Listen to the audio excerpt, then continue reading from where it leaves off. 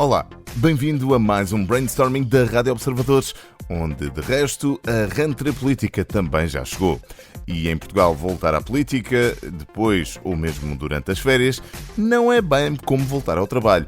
É que há festas, discursos, comícios, música, comida, bebida, atividades culturais e, se for preciso, até um bocadinho de desporto.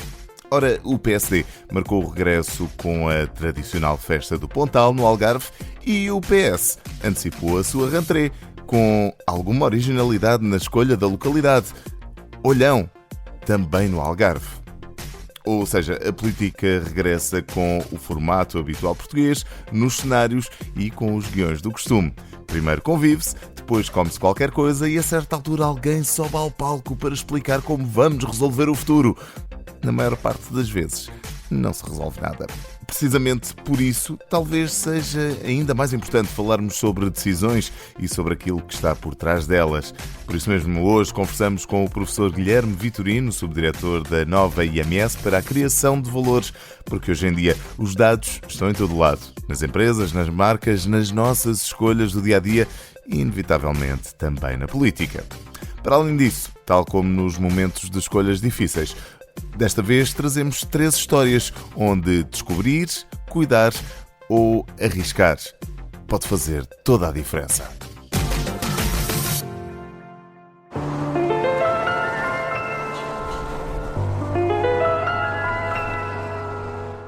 E começamos pela Associação Turismo de Lisboa, que quer mudar a forma como a cidade se apresenta ao mundo.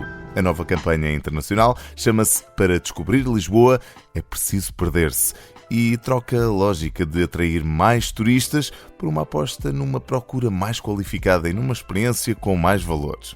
A campanha apresenta Lisboa não apenas como uma cidade, mas como uma experiência metropolitana que junta Lisboa, Almada, Cascais, Sintra, Setúbal, Sesimbra, Oeiras, Mafra ou Palmela, combinando património, gastronomia, cultura, natureza, praia e desporto. A ideia é simples. Em vez de se vender uma Lisboa previsível, mostrar aqui várias Lisboas possíveis.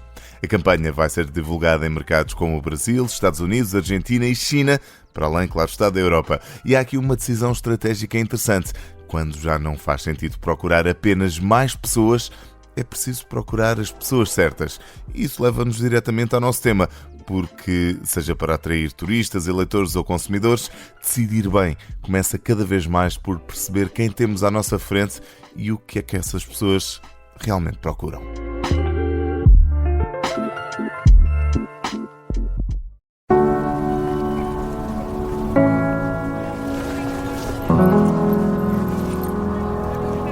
O cuidado pode ter muitas formas. E agora, passamos para a Água de Luso, que lançou a campanha O Cuidado Muda Tudo. É protagonizada pelos irmãos Miguel e Pedro Pinto, conhecidos como os Iron Brothers, que participam em provas extremas de triatlo e maratonas. O filme foi criado pela Leo Lisboa, produzido pela Playground e realizado por Leona Neal, e explora a relação entre os dois irmãos e também uma ideia muito simples. É que nem sempre é evidente quem cuida de quem. A campanha conta ainda com a direção criativa de Freddy Brando e José Gouveia, direção criativa e executiva de Judite Mota, fotografia de Bernardo Infante e a sonoplastia. Essa é a do Som de Lisboa. E se há coisa que esta campanha mostra é que nem todas as decisões são tomadas com dados. Algumas tomam-se com atenção, com empatia e com aquilo que aprendemos a conhecer numa pessoa ao longo dos anos. No fundo, até numa rentrée política, há uma decisão importante a tomar que nem sempre é tida em conta. Essa decisão é ouvir primeiro e, quem sabe, falar depois. Luso, há 175 anos a cultivar gestos de cuidado.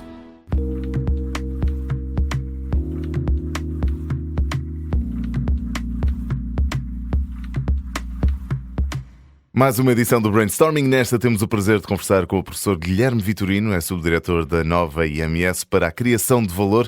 Seja muito bem-vindo aqui ao nosso espaço, neste episódio em que vamos falar sobre como os dados estão a mudar a forma como tomamos as nossas decisões. Professor Guilherme, diria que, para começarmos, é importante esclarecer. Quando falamos de dados, estamos efetivamente a falar de quê? Hoje em dia os dados são a matéria-prima da economia digital, não é? E, portanto, os dados são tudo? Os dados são tudo. Vivemos numa sociedade onde praticamente todas as atividades geram dados, não é? Aqui a questão é que os dados podem hoje em dia assumir também diferentes formatos, desde vídeos a números, a lugares, e portanto os dados são muito variados e por si valem pouco, não é? Aqui a questão é o valor, é como é que transformamos estes dados em informação, em conhecimento e em valor. E as grandes tecnológicas estão a seguir esse caminho de gerar valor através dos dados, não é? Claramente é muito interessante ver como é que uma livraria online hoje em dia é um negócio de dados, não é? E portanto as grandes empresas que nascem no digital têm os dados como uma fonte de rendimento. Recordo-me de, há bem pouco tempo, ter lido uma notícia que falava acerca do Google, que dava conta de que o Google vale o que vale, não pela tecnologia per si, mas, sobretudo, pelos dados e pelo cruzamento de dados que faz e pelas informações que consegue obter e gerar através desses dados que vai recolhendo. Claro, e a questão é termos profissionais e pessoas que consigam transformar esses dados em valor. E, portanto, aí é que as economias conseguem crescer e criar valor quando temos essas pessoas. E é assim também que se percebe o impacto real que os dados têm na economia das empresas e na forma como as empresas gerem os seus negócios? Sim, sem dúvida. Eu acho que hoje em dia as empresas são tanto mais competitivas quanto a sua capacidade de aprender com os seus dados, não é? E, portanto, essa era das decisões baseadas apenas na intuição, penso que está a transformar-se. E as empresas, de facto, se calhar falando mais acerca do tecido nacional, não sei se consegue ter essa percepção, mas de facto as empresas já sentem essa necessidade de recolher dados, de olhar para eles, de os trabalhar para conseguirem fazer crescer e evoluir os seus negócios? Sim, eu acho claramente que sim, dependendo das indústrias. Há umas indústrias mais maduras do que outras. A questão é que quem faz isso bem consegue perceber melhor os seus clientes, entrar em novos mercados e, portanto, também antecipar tendências e riscos. E, portanto, eu quero acreditar que estamos nesse caminho. Também na universidade temos estado a tentar formar e transformar essas perspectivas, não é? E os profissionais que põem as mãos na massa já têm muito mais essa noção da importância dos dados. Pode dizer-se que hoje as empresas, principalmente aquelas que utilizam os dados em seu benefício, conhecem muito melhor os seus clientes do que há 10 ou 20 anos a esta parte, não é? Sim, isso claramente. Às vezes não é só a quantidade, aqui temos que falar também de relevância e de personalização. Eu acho que há uma expectativa grande, principalmente até em gerações mais jovens e se calhar mais impacientes, que as empresas consigam falar consigo diretamente, desenhar um produto ou um serviço para aquela pessoa individualmente e, portanto, isso é um enorme desafio também dos dados. Não é? Pode dizer-se que existe uma mudança de paradigma quase. Eu lembro-me de final dos anos 90, início dos anos 2000, falava-se muito da massificação. Hoje em dia é talvez uma personalização em massa, é isso que se quer? É para isso que se está a evoluir? Eu acho que a tecnologia permite isso. A questão é se as organizações estão preparadas ou não para conseguir garantir essa relevância, porque depois também entramos aqui no outro lado, que é a utilização ética dos dados e para que é que eu estou a recolher tantos dados e se isso é reconhecido pelo cliente como um valor que estou a criar para ele ou não. Então, vamos tentar aqui concretizar. Dentro do mercado de trabalho, as decisões apoiadas em dados podem revelar-se em que áreas? Eu acho que em muitas áreas. A minha lente da universidade, na Nova IMS, nós temos vários laboratórios que trabalhamos várias áreas.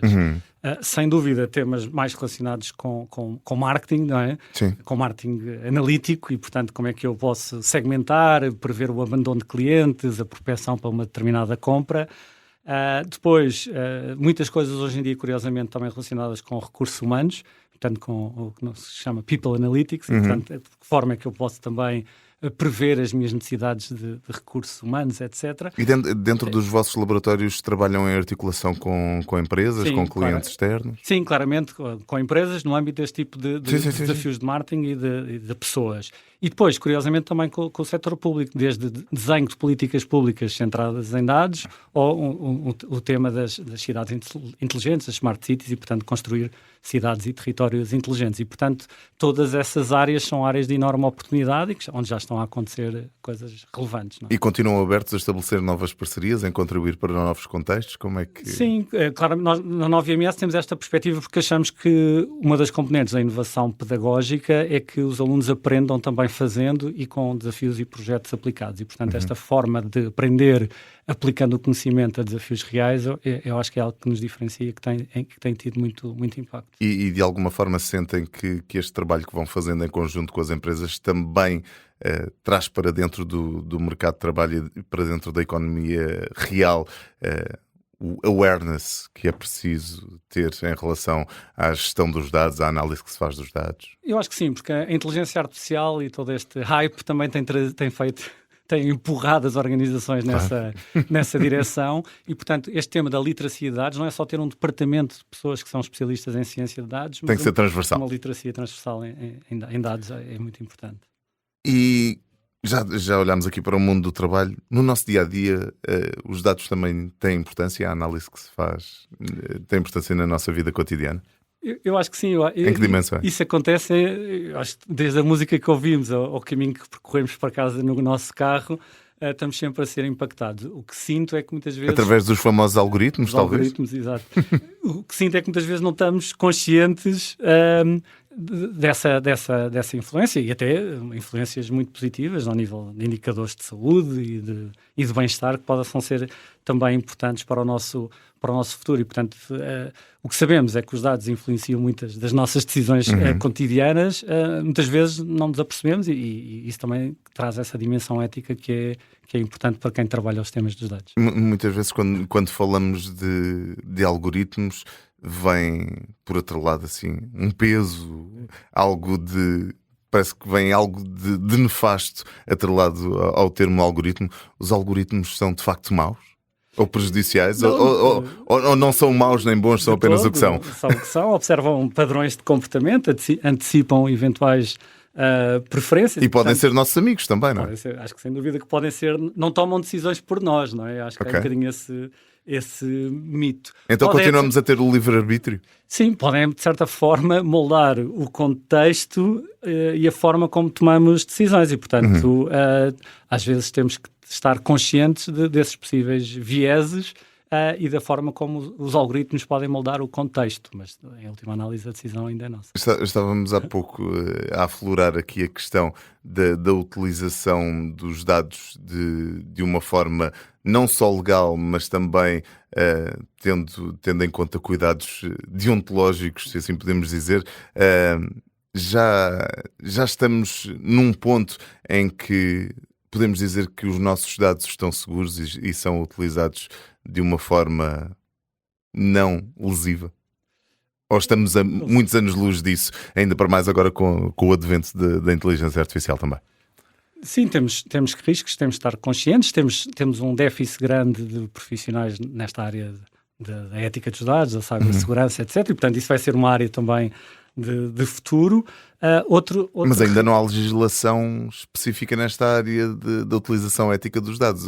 Aliás, temos o regime da RGPD, mas no contexto da inteligência artificial ainda é muito difícil controlar de que forma é que os nossos dados são utilizados, ou não? Ou já há mecanismos de controle? Acho que há alguns safeguards, alguns mecanismos de controle. Eu acho que aqui o maior perigo também não é só ao nível legal, é também ao nível individual, ou seja, o excesso de confiança na automação, como as pessoas lidam com o produto final dessas interações com a IA generativa, por exemplo.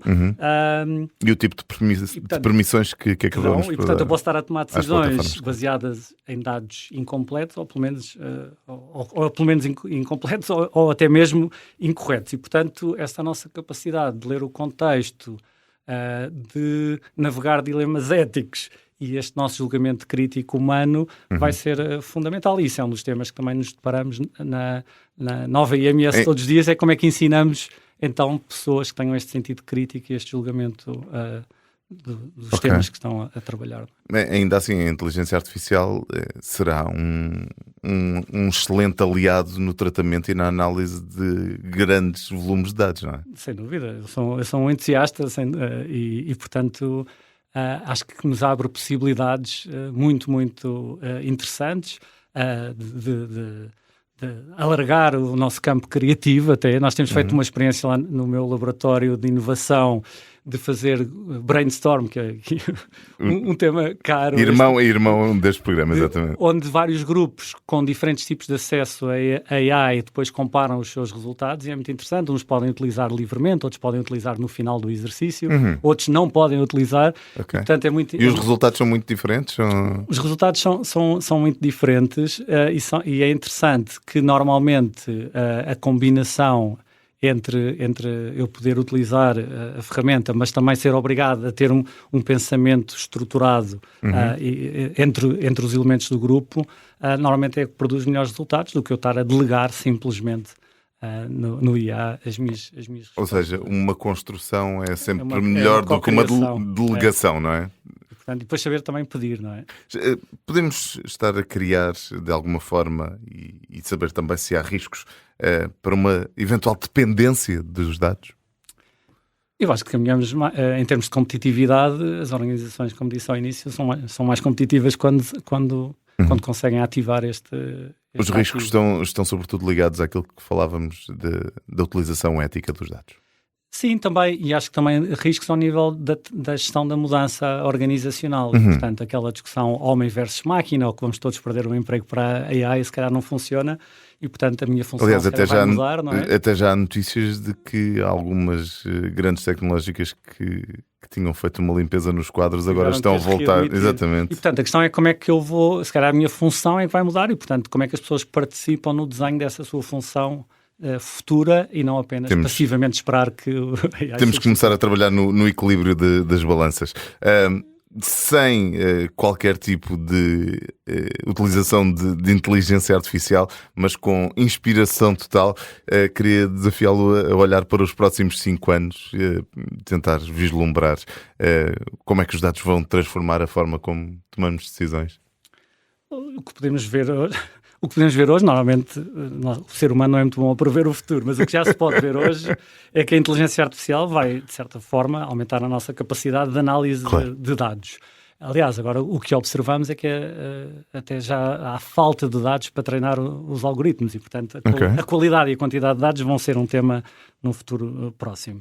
E, portanto, é normal que possamos observar mais decisões que vão ser assistidas por sistemas inteligentes e, portanto, todos estes serviços vão ser mais centrados em dados e isso pode transformar por completo alguns setores, e falo no setor da saúde, felizmente, para acelerar os processos de investigação e de cura, e se calhar outros setores, como na administração pública, ou até mesmo no meu setor, no setor da educação, isso pode promover alterações profundas. Pode dizer-se que quem não olhar para os dados nos próximos 5 anos vai ficar fora de jogo? Eu acho que sim, eu acho que será cada vez mais importante, pelo menos, desenvolver estas competências de literacia de dados e ir acompanhando o que se passa. É impossível, as organizações muitas vezes nem têm, especialmente em Portugal, não têm dimensão nem recursos para acompanhar todas as modas e todos os softwares, mas ser seletivo e ter no que possamos experimentar e testar e ter esta perspectiva de valorização das pessoas e de fazer a transformação com as pessoas. E contar eventualmente também aqui com uma parceria com a nova IMS para fazer essa análise de dados. Professor, se pudesse dar um conselho às empresas e aos cidadãos neste mundo mais orientado para os dados, que conselho é que seria esse? Para as empresas, como referi, eu acho que era sem dúvida investir não apenas em tecnologia, porque às vezes entramos nesta espiral só de investimento na tecnologia, mas também nas competências e em perceber modelos de adoção e de gestão da mudança. E esses não podem ser prescritos. Cada organização, cada indústria tem o seu ritmo. E tem que ter a sensibilidade para perceber o que é que funciona. Exatamente, e tem que ganhar essa sensibilidade. Para os cidadãos, se calhar para os meus alunos, o que promovemos é isto, é desenvolver a sua capacidade de análise e de gestão de informação, de análise de dados e de gestão de informação, e depois promover o pensamento crítico e não aceitar que estes automatismos que, se calhar, aceleram a análise de dados, que não sejam uma delegação de competências para a tomada de decisão. E, portanto, os dados são uma ferramenta muito poderosa, mas o verdadeiro valor surge muito mais quando combinamos tecnologia, conhecimento humano e a responsabilidade que falávamos há pouco. Terminamos as nossas conversas sempre com um desafio, vou fazê-lo também assim. Escolher uma música que tenha a ver com a análise de dados, com o trabalho que fazem na nova IMS.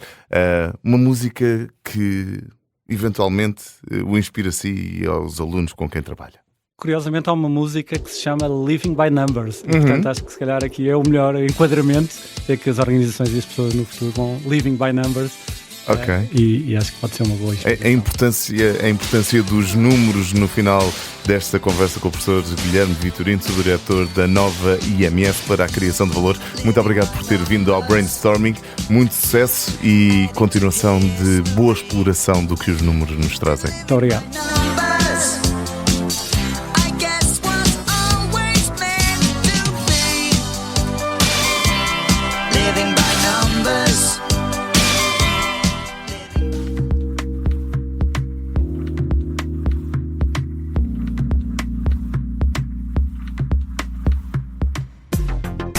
Quase no fim do brainstorming desta semana, olhamos para a Duolingo, que em fevereiro do ano passado, 2025, anunciou nas redes sociais a morte da coruja Duo.